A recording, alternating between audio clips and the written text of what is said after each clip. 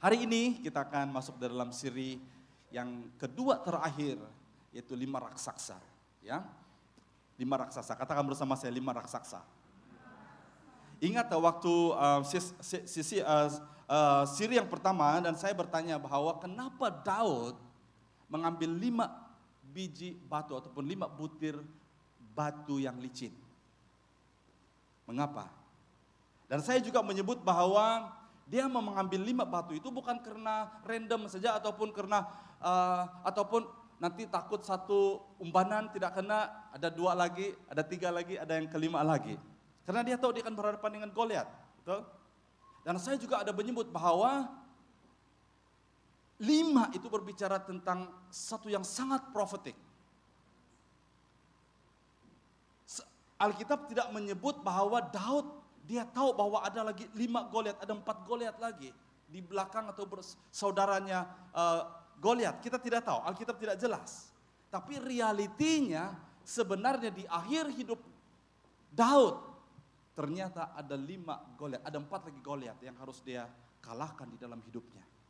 Amin. Itu sebabnya di dalam siri 5 raksasa ataupun 5 gergasi ini kita belajar tentang 5, kita berhadapan dengan 5 raksasa besar ini. Ya, by the way, raksasa banyak, tetapi raksasa 5 ini sangat powerful. Nah, kita sebagai orang percaya, kita adalah bayangan seperti Daud. Ya, kita adalah seperti Daud, berhadapan dengan 5 raksasa ini. Dan puji Tuhan, Daud telah menewaskan semua ke-5 raksasa ini, puji Tuhan. Tapi hari ini saudara kita akan belajar tentang raksasa yang keempat.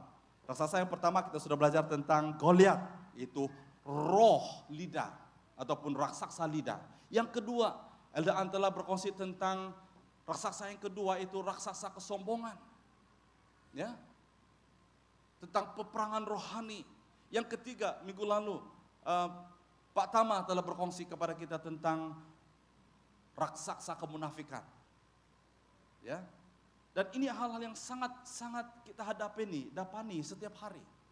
Dan hari ini kita akan belajar dan bagaimana kita dapat berhadapan dengan raksasa hawa nafsu. Raksasa hawa nafsu. Mari kita datang kepada Tuhan, kita tunduk kepala, kita berdoa. Bapa, firman-Mu dalam, luas, tidak dapat diselami dengan hati dan pikiran manusia yang terbatas. Tapi kami datang padamu pada pagi hari ini. Kami mohon Roh Kudus Engkau menyelami hati kami yang terdalam. Supaya setiap firman yang kami dengar, setiap bisikan Roh Kudus kami tangkap, kami terima, kami siap ditegur, kami siap dibentuk, kami siap dikuatkan oleh kebenaran firman-Mu. Karena kami tahu segala sesuatu akan berakhir, tapi firman Tuhan yang hidup, itulah tempat kami bergantung. Itulah sumber kehidupan. Biarlah firman-Mu hari ini Tuhan menerangi hati kami, menyuluh hati kami. Apa yang di dalam hati kami yang tidak kelihatan, yang tidak dapat kami mengerti, yang sangat dalam. Tapi kami mohon Roh Kudus, Engkau berbicara kepada kami pada hari ini. Terima kasih Tuhan, kami siap mendengar, kami siap ditegur, kami siap dibentuk oleh firman-Mu. Dalam nama Tuhan Yesus kami berdoa dan mengucap syukur. Amin.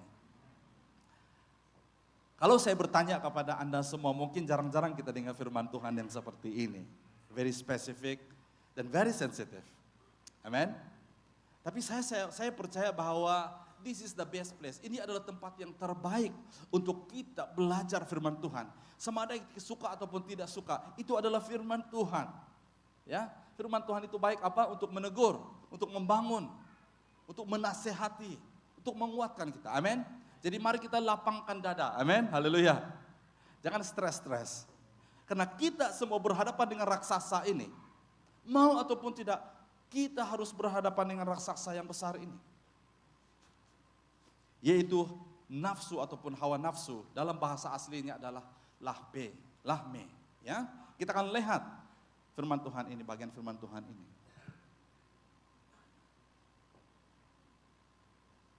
Alright. Nah, kita akan baca teksnya dulu. Kita akan belajar bersama-sama dan saya ambil dari pasal yang dari ayat yang ke-15, 2 Samuel pasal yang ke-21 dan kita akan baca sampai ayat yang ke-15. Saya akan baca dengan suara yang kedengaran dan Anda mengikuti saya dalam hati masing-masing. Ketika terjadi lagi peperangan antara orang Filistin dengan orang Israel, berangkatlah Daud bersama anak buahnya. Mereka memerangi Filistin sampai Daud menjadi letih lesu. Yisbi Benob, seorang daripada keturunan raksasa yang menyandang sebilah pedang baru dan yang berat tombaknya 300 shekel gangsa, bermaksud membunuh Daud. Tetapi Abisai anak Zeruya datang membantu Daud lalu menyerang dan menumpaskan orang Filistin itu. Setelah itu anak buah Daud mendesaknya, jangan lagi tuanku maju berperang bersama-sama kami, supaya jangan tuanku memadamkan pelita yang menerangi Israel. Ayat 18. Setelah itu terjadi lagi peperangan dengan orang Filistin di Gob. Pada waktu itu Sibkai orang Husa menewaskan Saf yang termasuk keturunan raksasa. Ayat ke-19, kemudian terjadi lagi peperangan dengan orang Filistin di Gob. Elhana anak Yari Orikim orang Bethlehem menewaskan Goliat orang Gad yang batang tombaknya seperti kayu penggulung para tukang tenun. Nah, idea besar yang saya ingin kongsikan kepada kita hari ini adalah bahwa di dalam hidup kita ada raksasa-raksasa. Raksasa-raksasa yang belum kita kalahkan, yang belum kita tewaskan di masa muda kita, di masa lalu kita. Kalau itu belum ditewaskan, suatu hari nanti itu pasti akan datang kembali menyerang kita. Semari kita waktu tua ataupun di waktu lemah kita, waktu kita lemah. Dan kita akan belajar ini dalam kisah hidup Daud. Nah, hari ini saudara dan saudari yang saya kasih dalam nama Tuhan Yesus, kita semua pasti ingin tahu bagaimana kita dapat mengalahkan raksasa-raksasa ini dalam hidup kita. Sangat spesifik hari ini, raksasa hawa nafsu. Amin, are you ready? Haleluya. Nah, kita lihat konteksnya, latar belakangnya ya, kita lihat bahwa terjadi peperangan ataupun perlawanan di akhir pemerintahan Raja Daud. Nah, waktu dia menewaskan Goliat, dia belum raja lagi. Ingat bahwa Daud mengalahkan Goliat, dia belum raja, dia masih anak muda. Yang Alkitab mencatatkan bahwa dia masih kemerah-merahan. Sangat muda lagi, ya. Nah, terjadi di akhir hidupnya, terjadi lagi peperangan di dalam 2 Samuel 21, ya, berperang dengan musuh yang sama, itu Filistin. Dan Alkitab mencatatkan bahwa dia berada di dalam keadaan letih lesu. Dia sudah letih, dia sudah penat, mungkin karena usianya sudah semakin meningkat mungkin. Tetapi yang luar biasanya, Daud masih bertahan. Alkitab mengatakan bahwa Daud masih bertahan, masih dia di dalam peperangan, dia masih di dalam warfare. Dan pada saat kelemahan dan di akhir hidup Daud, bangkit satu generasi baru, anak muda yang menolong dia mengalahkan semua raksasa-raksasanya. Secara indirect, Daud hanya mengalahkan seorang raksasa ataupun Goliat. Tapi secara general, secara umum dia mengalahkan 5 Goliat sebenarnya. Tetapi yang keempat itu bukan dia sendiri secara langsung mengalahkannya, tapi ditewaskan oleh anak-anak muda generasi baru. Jadi sangat luar biasa. Anak-anak muda hari ini, saya mau supaya Anda beri perhatian kepada firman Tuhan hari ini. Amin. Haleluya, ini sangat penting bagi kita semua. Nah, masih ada 4 raksasa yang belum ditewaskan oleh Daud, ya, ketika dia masih muda. Tapi keempat raksasa ini muncul kembali. Dia muncul pada waktu Daud letih. Dia muncul waktu di saat akhir Daud. Nah, saudara-saudari yang saya kasih dalam nama Tuhan Yesus Kristus, ini adalah keadaan kita yang sebenarnya. Kalau kita menang hari ini, kalau kita berjaya hari ini, kita dapat mengalahkan semua godaan ataupun cabaran yang kita hadapi. Jangan kita terlalu cepat celebrate, oh that's it. Kita terus, karena perjuangan kita masih belum selesai. Amin. Mungkin kita menang hari ini, iblis tidak akan berdiam diri, dia akan mencari cara-cara untuk menjatuhkan kita, saudara. Nah, itu sebabnya hari ini saya sangat percaya firman Tuhan hari ini sangat timely untuk kita. Saya mau kita ambil perhatian untuk firman Tuhan hari ini. Nah, secara ringkasnya kita sudah belajar tentang Daud mengalahkan Goliat, itu raksasa lidah. Ya, Abisai menewaskan Yisbi Benob, ya, raksasa kesombongan. Sibkai menewaskan Saf, ya, raksasa kemunafikan. Yang keempat adalah Elhana menewaskan Lahmi, yang kita akan belajar hari ini. Dan minggu depan saya tanda soalan ya, supaya Anda datang minggu depan untuk Anda selesaikan seri ini. Haleluya. Amin. Ya, kalau tidak selesai, tidak dapat lima-limanya susah. Ya, Anda tidak akan mengerti nanti. Nanti tiba-tiba yang kelima ini datang menyerang Anda caught off guard. Tidak bersedia. Jadi harus datang minggu depan. Amin. Haleluya. Nah, raksasa yang keempat ini dikatakan adalah raksasa hawa nafsu, ataupun dalam bahasa aslinya adalah Lahmi. Dari mana perkataan Lahmi ini? Kalau kita lihat di dalam teks yang kita baca hari ini, 2 Samuel 21:19, tidak ada nama Lahmi. Ya, saya baca, kemudian terjadi lagi peperangan dengan orang Filistin di Gob. Elhana anak Yari, Orikim, orang Bethlehem menewaskan Goliat, orang Gad, yang batang tombak seperti kayu penggulung para tukang tenun. Tidak ada nama Lahmi. Tetapi kita lihat dalam 1 Taware 20 ayat yang kelima, kemudian terjadi lagi peperangan melawan orang Filistin. Elhana anak Yair menewaskan Lahmi, saudara Goliat, orang Gad, yang batang tombaknya seperti kayu penggulung tenun bersilang. Is referring, ataupun dia merujuk kepada orang yang sama. Cuma sebutan mungkin, ya, tapi ini adalah dia merujuk kepada orang yang sama. Di dalam 1 Taware, itu sebabnya kalau kita membaca Alkitab ini, teks ini support di antara satu sama lain. Amin. Nah, contohnya 4 gospel ataupun 4 Injil, ada yang disebut di dalam Lukas, tidak disebut di dalam Yohanes, tapi saling disebut di dalam Matius, dan semua itu adalah saling melengkapi. Nah, ternyata di sini bahwa raksasa hawa nafsu ini adalah bernama Lahmi. Nah, kita akan lihat apakah maksud Lahmi ini. Arti Lahmi ini dalam bahasa aslinya adalah my food ataupun my bread ataupun my battle.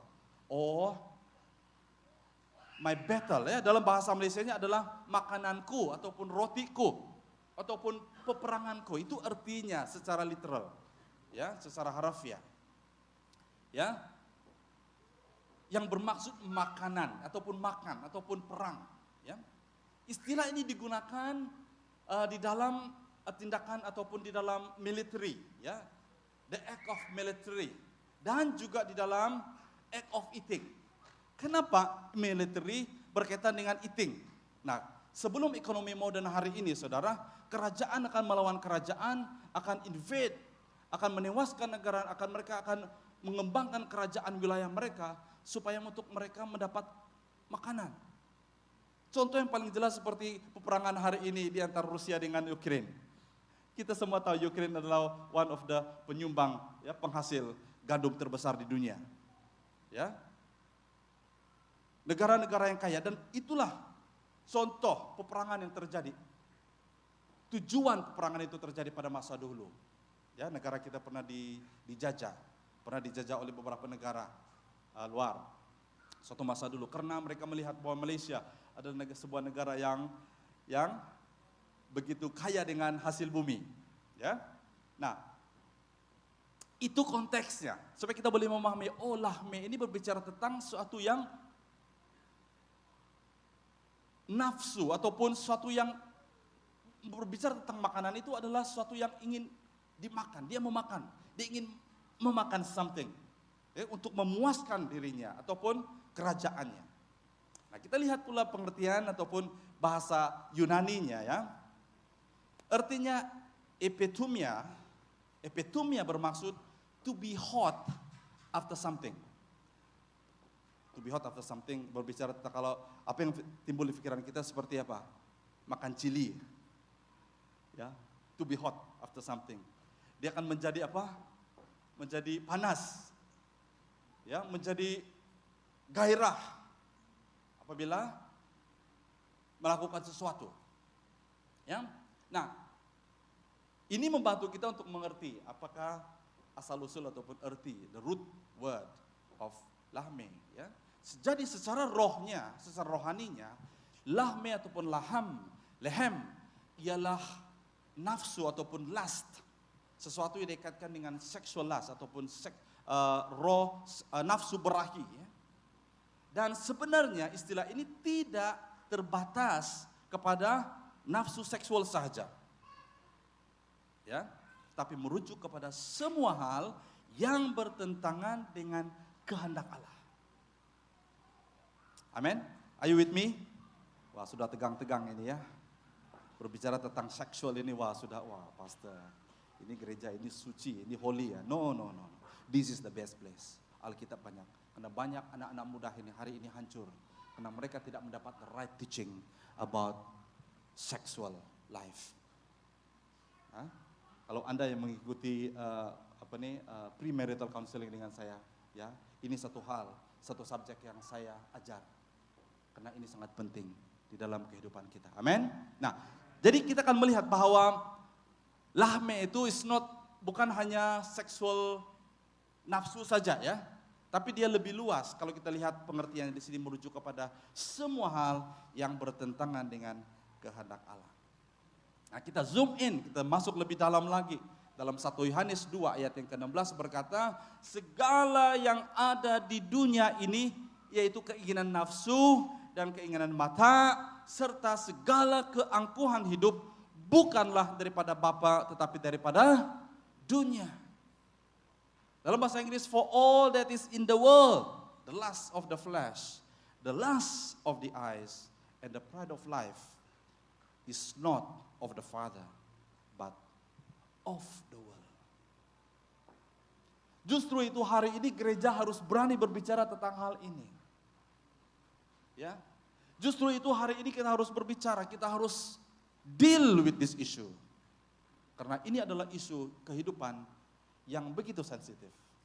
Ya, tapi saya memilih untuk tidak takut untuk berbicara tentang hal ini hari ini.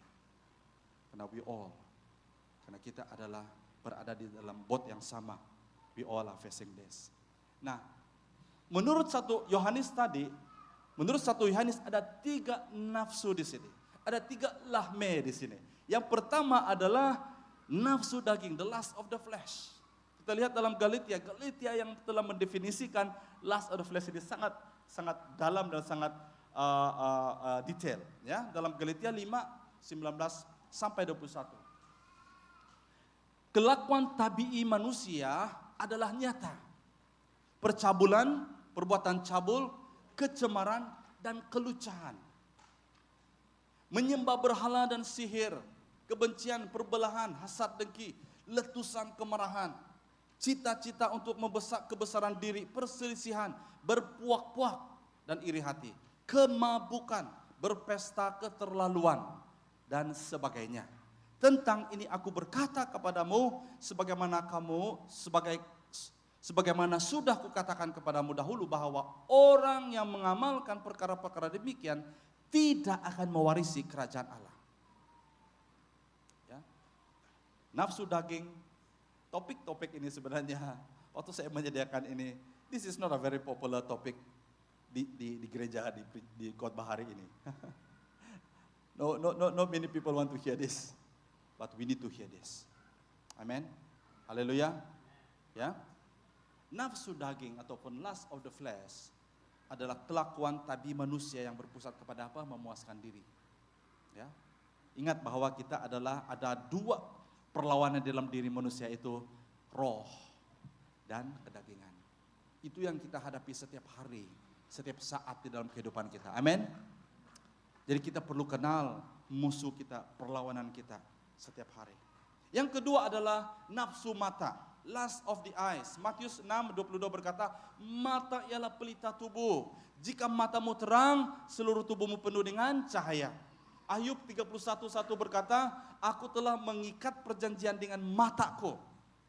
I made a covenant with my eyes. Bagaimana mungkin ku pandang anak darah dengan berahi. Dia membuat, Ayub. Lust of the eyes. Nafsu mata ataupun lust of the eyes adalah keinginan untuk memuaskan diri sendiri. Alkitab, ya, mengatakan bahwa mata adalah bahagian tubuh yang menjadi tumpuan kepada godaan. Melihat itu belum lagi, itu godaan, itu belum dosa lagi. Tapi apabila kita mengambil respon yang masuk lebih dalam, dan itu akan akhirnya membuahi dosa. Contoh yang paling jelas adalah Daud sendiri. Ya, kita semua tahu cerita Daud. Waktu dia seharusnya berada di mana? Daud seharusnya berada di dalam peperangan. Tapi hari itu dia tidak mau berperang. Dia mau rileks. Ya, mungkin dia sudah letih. Seperti kita juga hari ini. Mau ataupun tidak, kita berada di dalam peperangan rohani setiap hari. Itu sebabnya Alkitab mengatakan be on guard. Itu sebabnya Alkitab berkata be watchful. Itu sebabnya Alkitab berkata berwaspadalah, berjaga-jagalah sambil berdoa. Amin. Daud ketika dia istirahat, karena waktu dia rehat dari berperang, disitulah dia matanya melihat Batsheba. Dan kemudian apa yang terjadi? Dia jatuh di dalam dosa perzinahan dan dosa pembunuhan.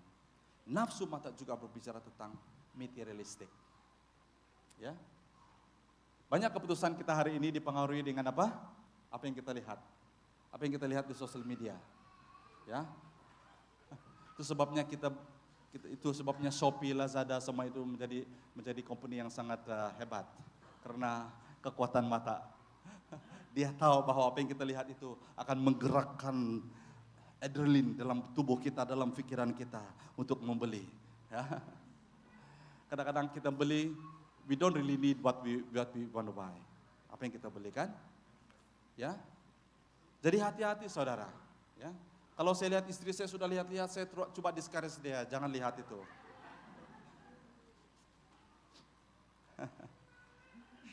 Lust of the eye. Nah, yang ketiga adalah keangkuhan hidup ataupun pride of life dalam 1 Yohanes 2 tadi berkata, ya. Dan Filipi menjelaskan hal ini. Filipi 2 ayat 3 sampai yang keempat berkata, janganlah lakukan apapun karena kepentingan diri sendiri atau keangkuhan. Dalam kerendahan hati biarlah setiap orang menganggap yang lain lebih tinggi daripada dirinya. Tiap-tiap seorang daripada kamu janganlah menjaga kepentingan diri sendiri. Diri sahaja, jagalah juga kepentingan orang lain. Keangkuhan hidup, pride of life, menjelaskan keadaan hati seseorang yang sentiasa merasakan I have enough, self-sufficiency. I don't need you anymore, I don't need God anymore. I have enough, I don't need other people. The worst thing that can happen in your life, perkara yang paling dahsyat yang boleh terjadi dalam kehidupan kita, apabila kita katakan I don't need God anymore. Kita katakan saya tidak perlukan Tuhan lagi dalam hidup saya. Itu sangat bahaya. Keangkuhan hidup, self-sufficiency. Dia merasa dirinya sudah cukup. Dia merasa dirinya sudah cukup hebat. Dia sudah merasa dirinya sudah cukup kuat, cukup pandai dan sebagainya. Dan ini juga adalah sikap hati yang craving, yang ingin dihormati, yang ingin dihargai, yang ingin disanjungi, yang ingin dipuji. Apabila dia melakukan sesuatu dan dia tidak dihargai dan tidak dikatakan, you did a good job, dia akan merasa, wah. Ya. Jadi saudara-saudari, ada 3 hawa nafsu yang harus kita hadapani setiap hari ini. Pertama adalah lust of the flesh. Kedua adalah nafsu mata. Yang ketiga adalah keangkuhan hidup. Mari kita zoom lebih dalam lagi. Bahayanya raksasa hawa nafsu ini. Dalam 1 Korintus 6 ayat 18 berkata, jauhilah perbuatan cabul. Dosa lain tidak dilakukan terhadap tubuh sendiri. Sangat spesifik. Tapi dosa cabul ini dilakukan dengan tubuh sendiri. Tetapi seseorang yang melakukan perbuatan cabul berdosa terhadap tubuhnya sendiri. Yakobus 1:14-15 berkata, seseorang tergoda karena terjerat oleh nafsu jahatnya sendiri. Apabila dia menurut nafsu jahatnya itu, wujudlah dosa, dan dosa yang matang akan membawa kepada kematian. Nah, di antara ketujuh dosa yang disebut dalam Alkitab, the seven deadly sin, 7 dosa yang memaut, yang membawa maut, ya. Dosa hawa nafsu adalah yang paling memalukan. Dia bukan saja melibatkan diri kita sendiri, tapi juga melibatkan orang lain. Ya, bersifat pribadi, ya, dan amat mendalam. Dosa-dosa lain seperti tamak, greed, malas, angkuh, sombong dan sebagainya kelihatan seperti biasa. Tapi saya tidak katakan bahwa dosa hawa nafsu ini lebih tinggi, tidak. Tapi Alkitab mengatakan bahwa dosa lain dalam 1 Korintus 6:18 tidak dilakukan terhadap tubuh sendiri. Contohnya kita marah dengan orang lain. Orang lain yang akan menanggung marah kita kan. Kata-kata kesat kita, kata-kata kasar kita, orang lain yang menanggungnya. Kita rasa oke lah, selepas saya lempiaskan marah saya, kita sudah selesai. Tapi orang lain, tapi dosa hawa nafsu itu kita lakukan terhadap tubuh kita sendiri, sehingga kesannya sangat mendalam, bertahun-tahun, boleh berabad-abad. Kalau itu terjadi 20 tahun yang lalu, kalau itu belum diselesaikan, itu masih menjadi bayangan dalam kehidupan kita yang selalu menekan hidup kita. Nah, bahaya hawa nafsu. Nah, hari ini kita akan mau belajar bagaimana mengalahkan raksasa nafsu. Di waktu Hiades, saya memilih 3 berdasarkan teks kita hari ini. Pertama adalah kerendahan hati. Katakan bersama saya, kerendahan hati. Humility. Dalam ayat yang ke-15, Alkitab mencatat ketika terjadi lagi peperangan antara orang Filistin dengan orang Israel, berangkatlah Daud bersama anak buahnya, mereka memerangi orang Filistin sampai Daud menjadi lesu. Dalam ayat yang ke-17, tetapi Abisai anak Zeruya datang membantu Daud lalu menyerang dan menumpaskan orang Filistin itu. Setelah itu anak buah Daud mendesaknya, jangan lagi tuanku maju berperang bersama kami, supaya jangan tuanku memadamkan api yang menerangi Israel. Nah, saya melihat lebih dalam ayat ini bahwa Daud, kalau dia tidak memiliki kerendahan hati, humility, mana mungkin dia mendengar nasihat anak buahnya. Who are you? Kamu bukanlah counsel ataupun penasihat-penasihat raja. Ingatlah, Daud berada di puncak karirnya sebagai raja pada waktu itu. Dia adalah seorang raja. Siapakah mereka ini, anak-anak buahnya yang memberi nasihat kepada Daud? Tetapi oleh karena kerendahan hati Daud, karena ada humility di dalam dirinya, dia siap menerima nasihat daripada anak buahnya. Wow, ini luar biasa. Saya mulai belajar daripada anak-anak saya kalau mereka menasihat saya, Daddy, it's not like that, it's like this. Kadang-kadang ego saya katakan, no, it's like this. Tapi apabila saya diam, saya dengar, oh ada betulnya juga. Dan saya mulai belajar. Jangan kamu takut datang kepada pastor kalau kamu ada nasihat ya.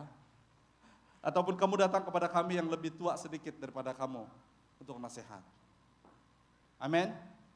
Karena kadang-kadang nasihat kamu itu adalah nasihat yang season, yang perlu kami dengar. Ya.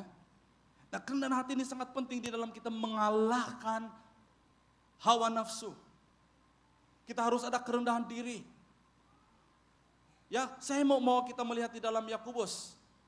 Bagaimana kerendahan hati ini menjadi kekuatan, menjadi senjata untuk kita mengalahkan roh hawa nafsu ini. Ya, dalam Yakobus 4:6 ayat 10 berkata, walaupun demikian kasih karunia yang dianugerahkan oleh Allah lebih kuat, maka tersurat dalam kitab suci, Allah menentang orang yang angkuh tetapi memberikan anugerah kepada yang apa? Yang rendah hati. Untuk kita berhadapan dengan raksasa hawa nafsu, kita perlukan kerendahan hati. Kita perlukan anugerah daripada Tuhan. Amin. Nah, kita lihat dalam ayat yang ke-10, rendahkan hatimu, dirimu di hadapan Tuhan. Ya, selain ayat yang ke-7, 8 kamu boleh baca. Kalau lihat konteks ini dalam konteks perlawanan. Dalam konteks lihat dalam ayat yang ke-7, dia berlawan dengan iblis. Dan satu senjata bagaimana kita mengalahkan roh, mengalahkan raksasa hawa nafsu ini, perlu kerendahan hati kita di hadapan Tuhan. Katakan kepada Tuhan, Lord, I do not know what to do now. I'm weak. Saya tidak ada kekuatan lagi, Tuhan tolong saya. Ya. Yang kedua adalah kebangkitan generasi baru. Wow, ini luar biasa.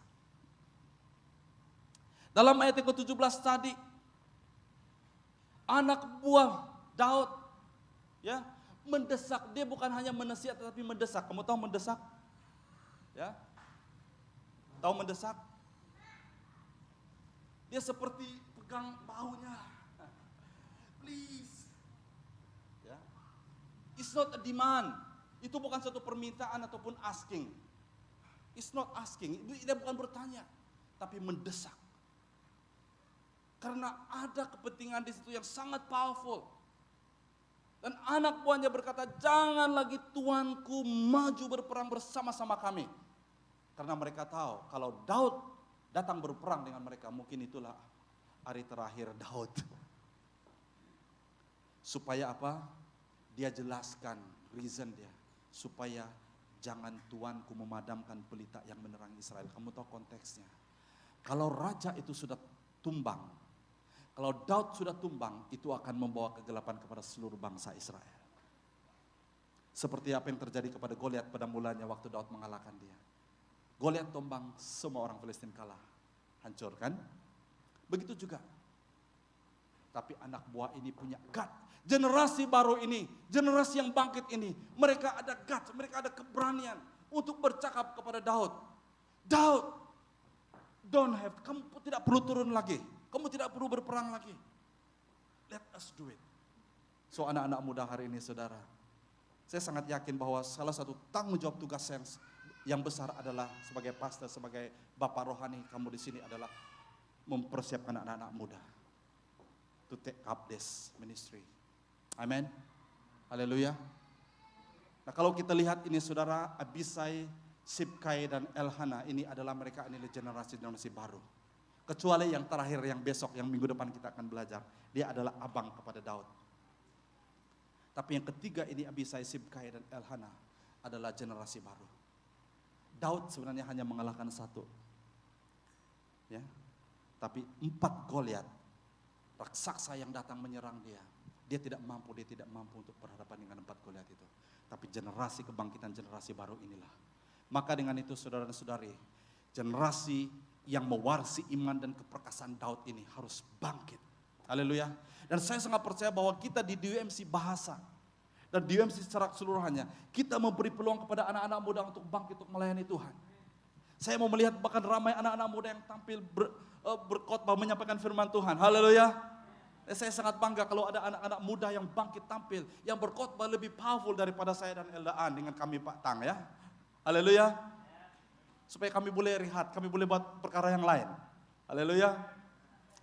Kami mau melihat dan saya mau melihat betul-betul anak muda tampil. Ya, jangan tunggu kamu sudah selesai Alkitab, sekolah Alkitab baru berkhotbah. Haleluya. Puji Tuhan. Tidak semua orang ada kesempatan untuk bersekolah Alkitab seperti saya dan Pak Tang. Ya, tengok Eldaan dia tidak sekolah Alkitab tetapi berkhotbah luar biasa. Amin. Sudah sekarang dipanggil, diundang di sana sini, haleluya. Supaya saya dan Eldaan kami yang lain boleh berkhotbah di tempat lain. Dan hari ini di gereja DUMC, anak-anak muda bangkit, generasi. Kalau kamu lihat saya dengan kami sudah yang tua-tua sedikit inilah, sudah penat, kamu boleh katakan pastor, let me do it. Haleluya, amin. Kita mau anak-anak muda seperti anak buah Daud ini, ya berani dia bercakap dengan raja. Let me do it. You rest for a while. Do other thing. We need that. Sometimes we need that. Ya.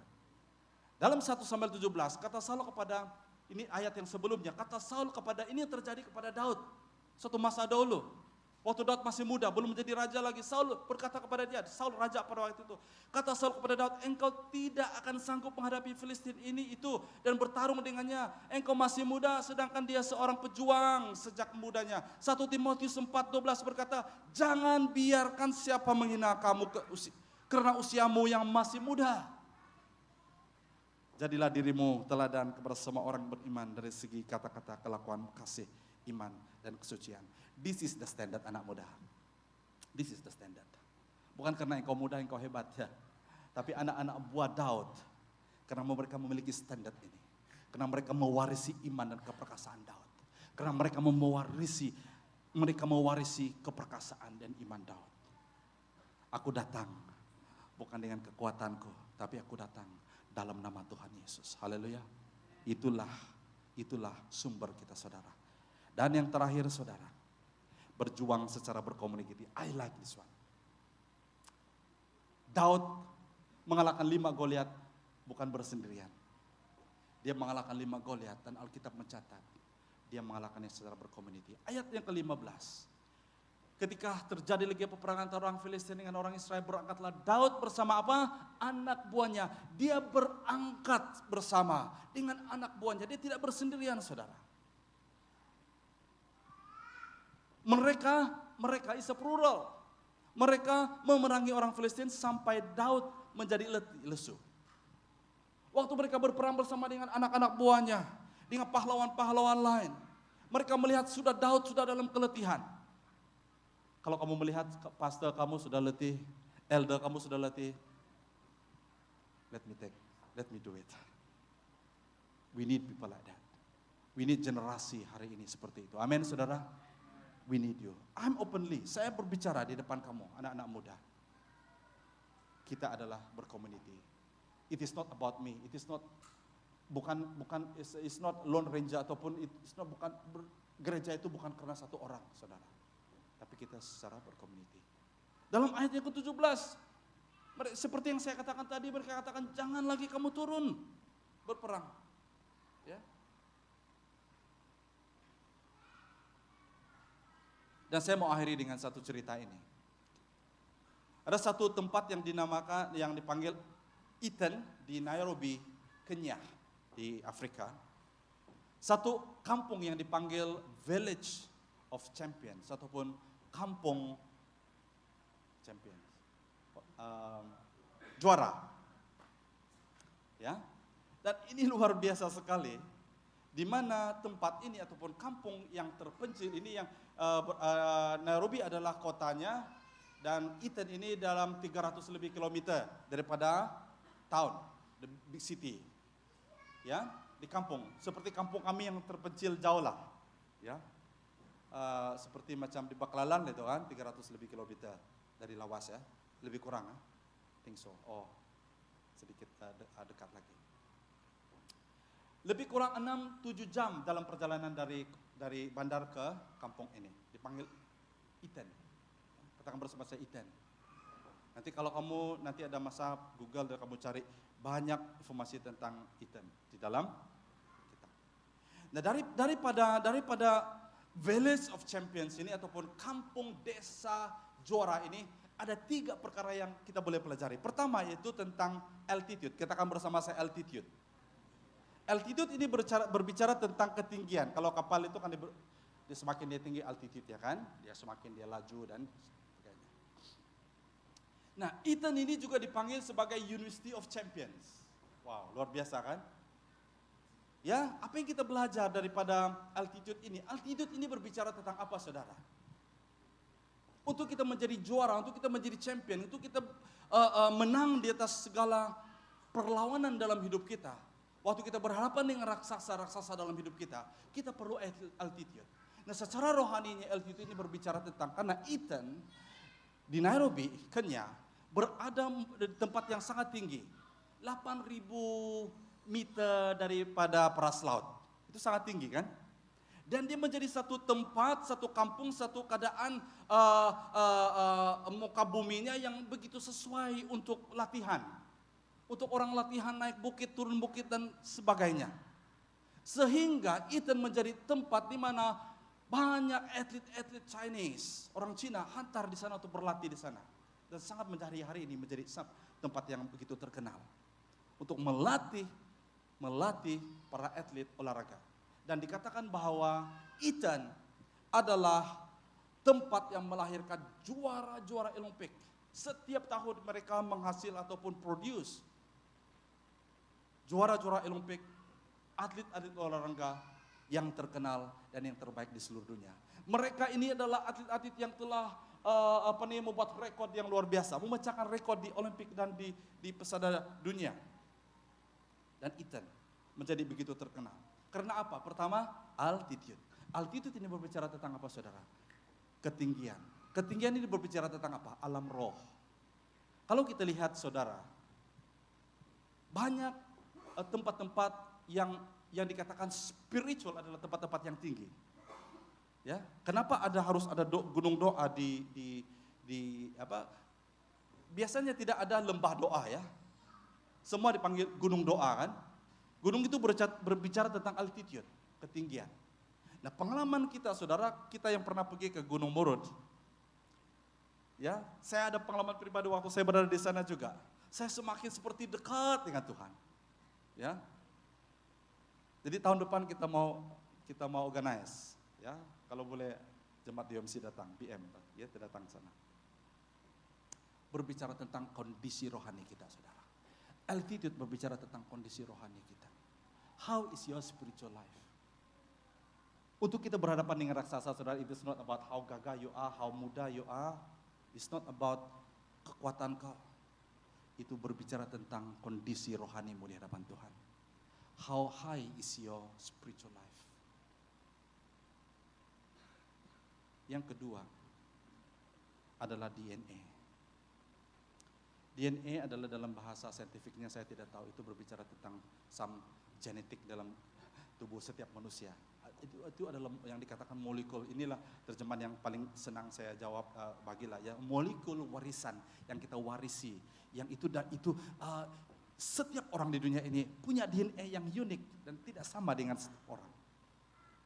Ya, itu aja genetik yang sangat penting. Nah, dikatakan orang kampung Eden, mereka dikatakan telah dibuat satu studi bahwa kebanyakan mereka memiliki perfect body untuk atlet. Kebanyakan mereka, dan mereka punya DNA yang seperti itu. Dan itu sebabnya Eden, dari kampung Eden ini, yang dikatakan Village of Champions, yang melahirkan banyak champions, juara-juara dunia dalam atlet.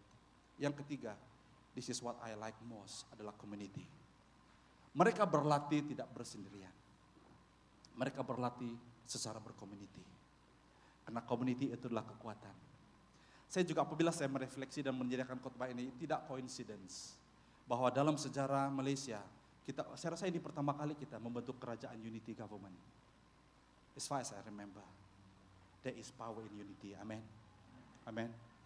Unity berbicara tentang differences, kepelbagaian, yet that we can come together. Kita boleh datang bersama-sama, bersatu untuk tujuan yang sama, untuk satu cause. Apabila DMC, walaupun kita tidak begitu ramai, apabila kita bersatu bergerak, melakukan segala sesuatu secara berkomuniti, I believe that we can achieve greater result for the kingdom of God. Amen. Haleluya, saudara-saudari. Community ini berbicara tentang kebersamaan. Dikatakan bahwa di Eden, apabila mereka berlatih, mereka tidak pernah berlatih sendiri. Dalam pelarian, dalam trek yang mereka lari itu, ada pondok-pondok di mana mereka akan berhenti, mereka akan makan bersama, mereka akan rehat bersama. They jog together, they encourage one another. Karena di dalam ramai-ramai antara mereka ini ada satu dua ataupun ada yang lain yang lemah dan yang perlukan dorongan. Begitu juga dengan kita sebagai bergereja. Not everyone here are strong. I need you, you need me. Turn to your neighbor, I need you. You need me. Kita perlu di antara sesama lain untuk pertumbuhan rohani kita, saudara. Amin. Kita perlu seorang di antara sama lain untuk pertumbuhan rohani kita. Kita tidak akan bertumbuh sendirian. Jadi itu pentingnya gereja. Itu pentingnya cell group. Itu pentingnya kita berkumpul bersama-sama. Haleluya. Tidak pernah sendiri. Dan kita begitu bangga sekali karena kita memiliki keluarga di tempat ini. Nah, saya mendorong Anda supaya kalau ada teman-teman Anda yang sendiri-sendiri, selalu sendiri-sendiri. You know why? You know why? Kita akan mudah jatuh. Kita tidak akan dapat bertahan di dalam satu raksasa pun kita tidak mampu bertahan kalau kita tidak hidup berkomuniti. Apabila kita hidup berkomuniti, kita saling menjaga di antara sesama lain. Amin. Kita tidak perfect. Ya. Saya selalu katakan ini dan Max juga selalu quote ini kan, Max. If you want to go fast, kalau kita mau pergi cepat, you go alone. Kau boleh cepat sampai garis di depan. Kalau kau mau pergi sendiri. Tapi kalau kau mau pergi jauh, if you want to go far, kalau kita mau pergi jauh, we go together. Haleluya. Kita jadikan ini sebagai moto kita dalam kehidupan kita. We want to go together. I want to go together with you. And I want you to go with me as well. Secara kesimpulannya saudara-saudara yang saya kasih. Mari tim worship. Raksasa yang belum kita kalahkan pada masa muda kita. Apakah itu raksasa sombongan? Adakah itu raksasa nafsu? Adakah itu raksasa kemunafikan? Raksasa lidah? Kalau kita tidak hadapi dan kalahkan itu hari ini saudara, itu akan pasti menyerang kita kembali pada masa akan datang. The worst thing, perkara yang menjadi begitu menakutkan apabila dia datang menyerang waktu kita dalam keadaan lemah. Apabila dia datang waktu dalam keadaan kita sudah tidak ada kemampuan lagi. Tapi puji Tuhan, as long as you are in the right community. Apabila engkau berada dalam community yang betul saudara. Yang berat sama dipikul. Betul-betul. Yang ringan sama dijinjing. Betul Kak Stevie? Oh thank you. Ya. Kita akan hadapi bersama-sama. Amin. Raksasa, salah satu raksasa secara spesifik hari ini yang kita harus perangi setiap hari adalah raksasa nafsu. Raksasa nafsu itu apa saudara? Daging kita. Kita berperang dengan daging kita. Kita harus salibkan daging kita setiap hari di hadapan Tuhan. Ada satu perlawanan yang begitu dahsyat dalam diri kita. Yang Paulus katakan, apa yang saya ingin lakukan aku tidak dapat lakukan. Apa yang aku mau lakukan aku tidak dapat lakukan. Apa yang aku mau lakukan tidak dapat lakukan. Apa yang aku tidak mau lakukan itu yang aku lakukan. Marilah kita berserah kepada Tuhan dengan kekuatan kita sendiri kita tidak mampu. Puji Tuhan kita ada Roh Kudus saudara. Itu sebabnya setiap hari apabila engkau bangun pagi engkau katakan Roh Kudus I need your help. Saya tidak tahu apa yang saya harus depani hari ini. Ada itu raksasa 5 raksasa ini datang sekali menyerang saya. Tapi ingat hari ini saudara ada 3 perkara yang kita harus pelajari. Bagaimana kita harus mengalahkan raksasa. Khususnya raksasa hawa nafsu. Pertama apa saudara? Humility. Kita harus datang di hadapan Tuhan katakan Tuhan I'm not strong.